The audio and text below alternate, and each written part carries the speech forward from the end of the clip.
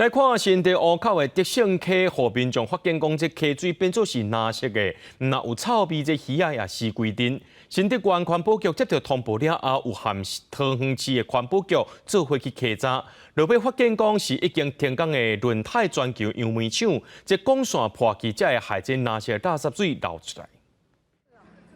新店湖口中山路3大边的德胜溪，状况泥做蓝色，详细看也有鱼仔死亡，佮散发真高的插片味。民众发觉各样，赶紧通报村长、乡长。他一看完蛋了，整个河川都变成蓝色了，所以马上就跟我们的村长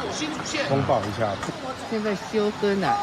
也有人在插秧电箱，应该是会有毒了哈。这也快死了，这条鱼还在挣扎，这是原生种哎。 这不是一般的无钩鱼哎，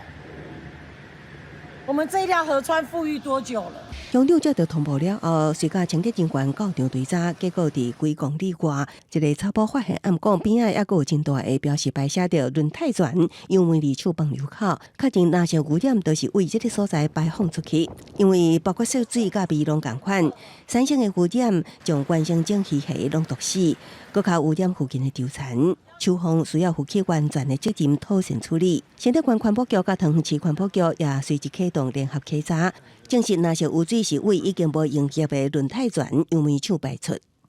那约在10点的时候，我们就已经抓到污染来源是从桃园杨梅的一个轮胎纺织所排出来的。初步了解，现在就是因为可能是台风下雨，那个污水排就出来了。那我们已经有督促厂商